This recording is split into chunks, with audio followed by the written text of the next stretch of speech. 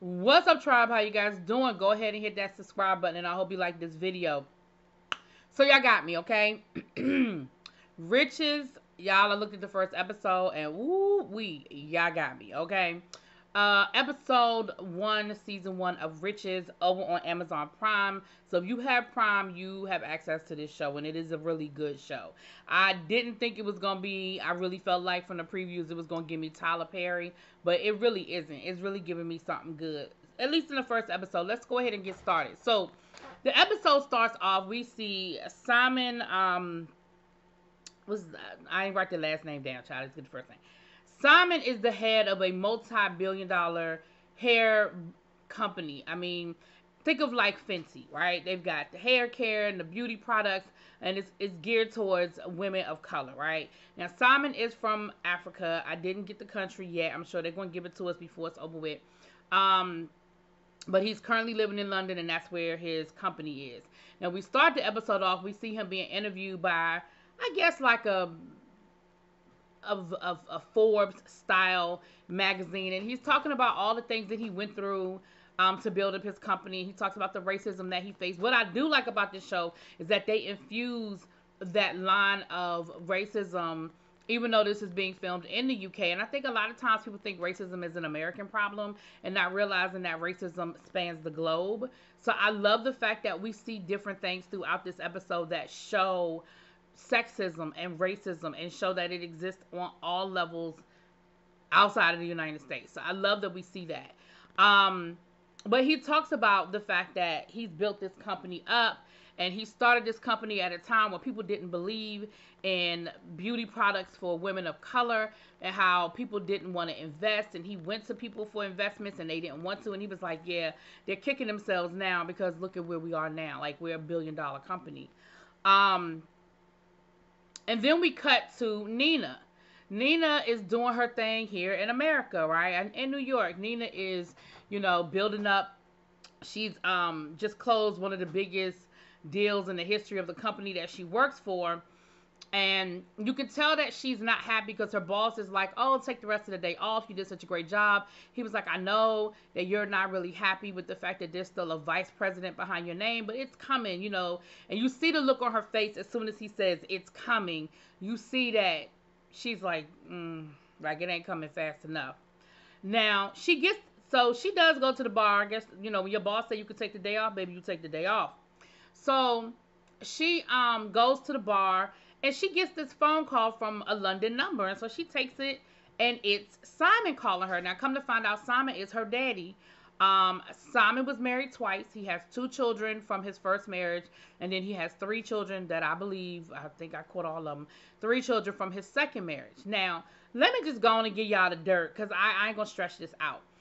What it seems like is that Simon started this company with his first wife, the mother of Nina and Simon Jr., Sr., I guess. I'm sorry, I keep saying Simon. Simon is the son. Stephen is the father. I'm sorry, y'all. I wrote the names down. Stephen is the daddy. Simon is his son, right? So his 2 American, because they're not American born, but they've grown up in America. His 2 American children, Nina and Simon. Now, he seems like he had an affair. Seems like his, current wife, Alicia, I believe that's her name. Claudia. Claudia is the current wife. Alicia is their mama. I wrote the names down, y'all. But it seems as though there was an affair of some sort, and he ended up leaving that family to marry Claudia, and he had already got her knocked up, and he started a family there. Now, that ain't a happy home, but we'll get to that in a second, okay? But that's the premise of it. So Nina, when he calls Nina is like, well, how you get this number? And don't call me again. And he was like, wait, because he was trying to be like, oh my gosh, I see you doing some great things over there. Oh, the apple doesn't fall far from the tree. And she is like, sir, I am not impressed, nor am I interested in this conversation. And so then we found out later on in the episode that, because in the beginning of the episode, we don't see the whole conversation, but we find out later on in the episode that he actually says to her, listen, I need your help. I think that they're trying to hurt me physically and financially. And she's just like, yeah, whatever. I don't want no parts of it. Like, you ain't been my daddy in a long time, and I don't care. Like, whatever they trying to do to you, you deserve it. I don't care, right? So she ends the phone call. We meet her best friend who is actually pregnant. She ain't drinking, y'all. She ain't drinking. But we meet her, and then we cut back over to the father in his office. We see the father send his secretary home. And she says, you look tired. Are you okay? And he was like, I'm okay. He was like, you go ahead and get home. And then we basically see him, I guess, have like a heart attack and fall out and pass out. Next thing you know, he's being rushed to the hospital. And then we see the rest of his family being contacted. Now, this is why I say that the house ain't a happy house, because the wife is having a whole session with her, I guess, her concubine, and the daughter is trying to call her, and she ain't answering the phone because she with her man. She with her, her boo thing. We find out later who the boo thing is. We'll get to that in a second. Then Wanda is the daughter. It seems like she's the responsible one. She's the one that's calling everybody to say, listen, dad is, being rushed to the hospital. So then she calls the son. Now the son is in the club partying with his so-called friends who are running up his credit card, right? He immediately leaves the party. Like, it ain't no hesitation. It ain't no ifs, ands, or buts, right? Mama sent the call to voicemail. I mean, she didn't know what it was, but she didn't pick up the phone. Then there's a third daughter who was doing her YouTube tutorial, makeup tutorials. She saw that it was Wanda, the sister, calling, and she was like, not today, Satan. And she didn't take the phone call. She went to sleep, child. She didn't even find out till the next day about her daddy, okay? Now, the son is driving his nice sports car on his way to the hospital, and the police pull him over. And the police is giving him a hard time. They give him a breathalyzer. He was under the limit, so once the police was like, oh, so you're not drunk? He was like, no, so can I go? And he was like, that's a nice car. He was like, sir, my father is at the hospital. I'm trying to get to the hospital because I'm trying to check on my father. And the cop was like, yeah, whatever. You'll go to the hospital when I get done running these tags and making sure that, that basically this car ain't stolen or you don't have no warrants. And again, this is in London, so this was I love the fact that they put this scene in here to let people know, listen, same shit, different day, right? It doesn't change just because we're in a foreign country. Same stuff, different day. He does make it to the hospital, but unfortunately, by the time he gets to the hospital, his father is gone. Now, later on in the episode, we see him with the cop's file, so I feel like the cop gonna pay for costing him getting to the hospital before his daddy died, okay? Now, the mama does eventually show up to the hospital, and she does get there before the daddy dies, but the daddy was already being worked on, and he wasn't conscious. So nobody got a chance to say goodbye. Like, nobody did. And like I said, the next morning, the mother finds out. Now, the other daughter, the one that was doing the tutorial, finds out. Now, we cut back to New York, and we see the other son, Simon. Now, Simon looks like he's in the industry. He looks like he's a hairstylist or something, and he's gay. We found out later on that he got a whole boyfriend. And he gets the alert on his phone because, of course, like I said, Steven is a Fortune 500, company owner. So, of course, it hit the news like, oh, he died. And so when he saw it, he was like, oh, my gosh. He goes to Nina, and Nina is like, child, I don't care. Nina had just pulled the little dude from the bar that she was flirting with, and they had a whole one-night stand. Now, Nina got some intimacy and connection issues because, baby, as soon as Nina got done, she was like, okay, you can go now. And he was like, what? What you mean? Like, I thought we connected. She was like, all I connected to was what I got, and I'm good. You can leave. And he was like, you bitch, because, men can't handle it when you pull a them on them. But anyway. So Simon is talking to Nina like, but he was our father, like he's dead. She was like, I don't care. Like, he died to me when he left us. Like, I don't care. So he convinces her. He said, well, Dad's attorney, Gideon, got in touch with me, and he's like, we need to go. And he was like, she was like, I I don't care. I don't care about what Gideon would say. I don't care what Dad wanted. Like, I don't care about none of that. But he does convince her that they need to at least go and get some closure, go to the funeral and get some closure. And then they have to. He was like, okay, well, you gotta tell Mama, because of course, Mom is still very bitter about what happened. Because, like I said, Mom helped start that company, and then not only did she get pushed out of the company, but she lost her husband. And for what it sounds like is that he really didn't help support them financially. Now, I feel like we're gonna find out later on that that's not the case.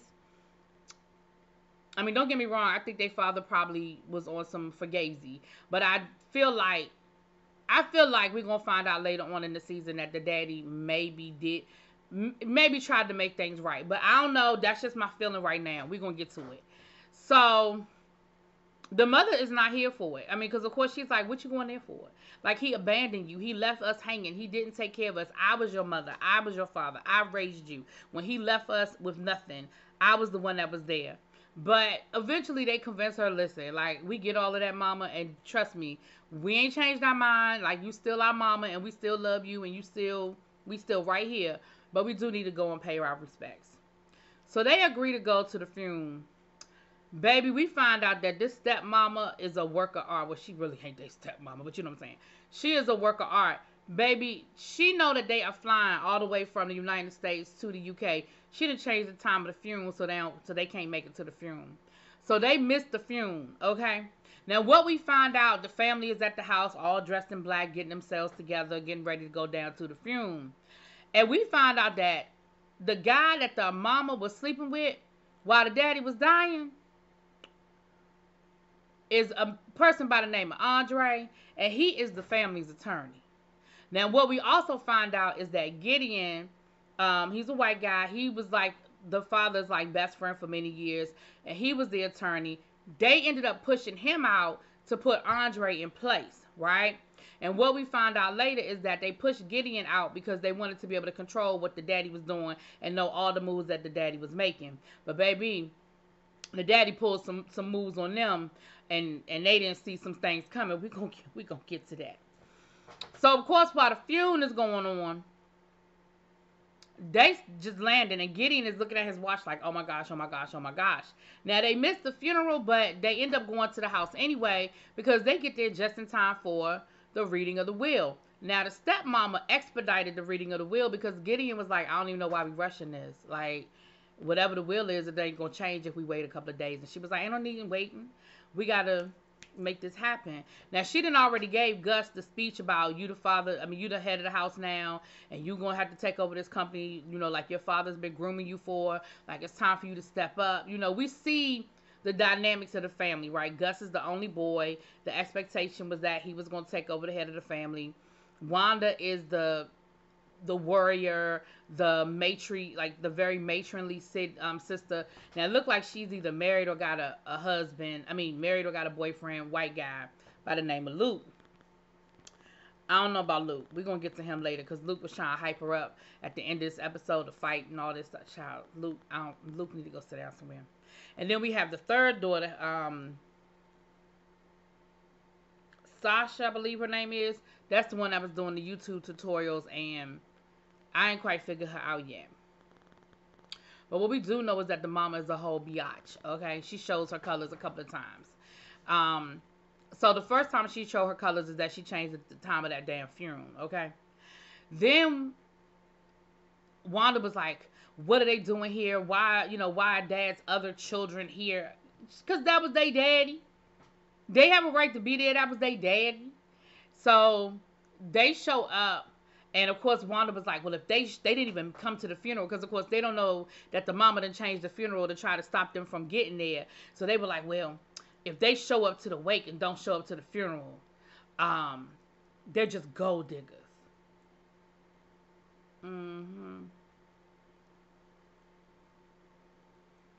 Now publicly, the stepmama Claudia, child, she treats her little concubine Andre real disrespectful publicly. So, I don't know. We're going to see how that plays itself out. So we get to the reading of the will, right? He leaves his secretary, who's been like his trusted confidant secretary for however many years. Baby, he leaves her $1 million. Well, £1 million. $1 million. To his two sisters and brother who clearly cannot stand Claudia, okay? Because they was talking cash money, trash about her throughout the whole funeral. He leaves each one of them a $500,000 slash pounds. He get to Claudia, and he was like, "You can have a house." He don't leave her no money, no stocks, no bonds. He was like, "You can leave the house. You can have a house." I said, "Ooh." So then we get to the company. No, his kids. He said he left $38 million to all of his children, which includes the two oldest ones from his wife and from his American children, to be split evenly among them on their when at the age of 40. So none of them can get to their money until they turn 40. And he was like, hopefully by then you guys will have figured it out. You have made your own. Basically, by the time you get to be 40, you will have figured out how to live without my money. And I'm sure that was more geared towards the three younger ones than the two oldest ones. But okay. Then he gets to the company. And he leaves 100% of his stocks to the two oldest kids. Baby, Claudia throws a whole fit, baby. She throws that fruit across the room. She get to cussing and fussing, talking about you will pay for this. She go off on Gideon, talking about what is this? This is not real. Oh my gosh, she said, because I feel like she probably knew what the original will was, and the old will wasn't what that was. But when the father decided to change his will, he gave it to Gideon, and he put Gideon in charge, even though they pushed Gideon out of the company. And Gideon even mentioned that. He said, we weren't on as good of terms as we have been, but he trusted me with his final will. Baby, nobody in the room was feeling that. But even Nina and Simon was sort of taken off guard. They were like, what? He left what to us? Like everything? And mind you, the father did this by videotape. So it's the actual father saying these things. So it's not a piece of paper. Like, he's actually saying it. So there is no mistake that this is what he wanted and this is how he felt. So we see Nina and Simon talking later on that night. And of course, they're laughing about what happened, about how she lost her cool and everything. And she had made some smart comments to Nina about her mama not being strong. She was like, and we're going to fight.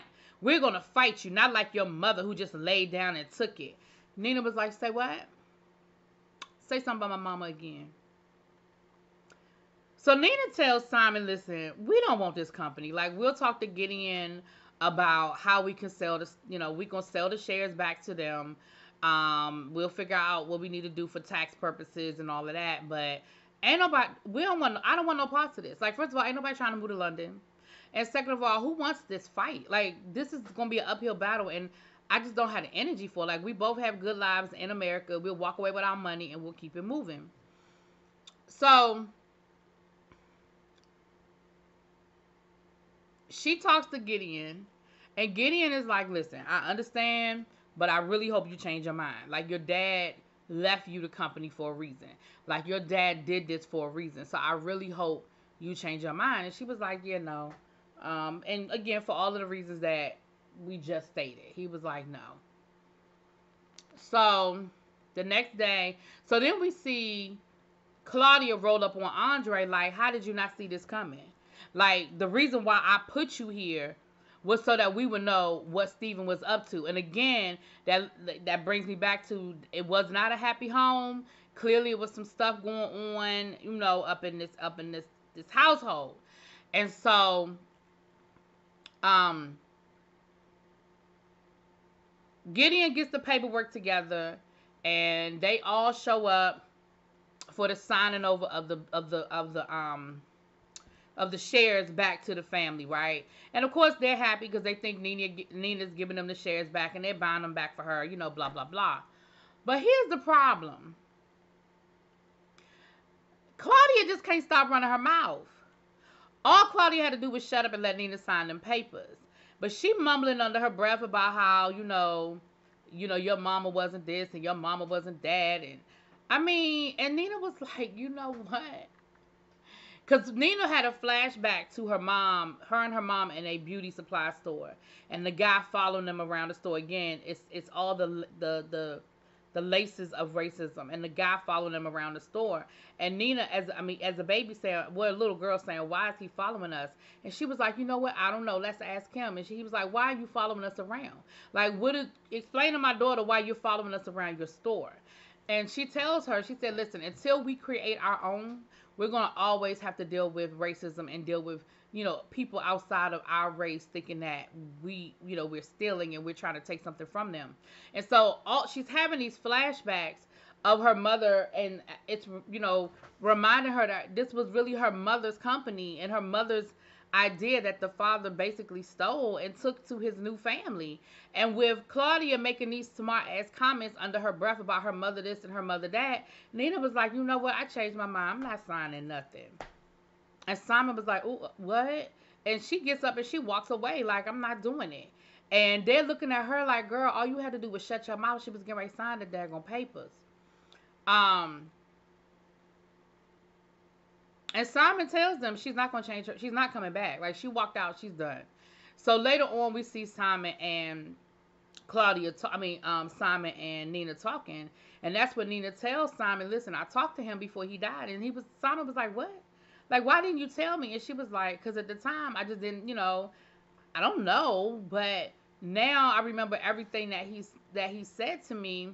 And one, the fact that he reached out literally the day he died and I hadn't heard from him in all these years is weird. Secondly, he said that he feels like that somebody's out to get him, that they're trying to get him. And the fact that he's dead now, she said something's not right. So I feel like I need to stay and I need to try to figure out what's happening here, because something just isn't settled. She said, first of all, it's my birthright.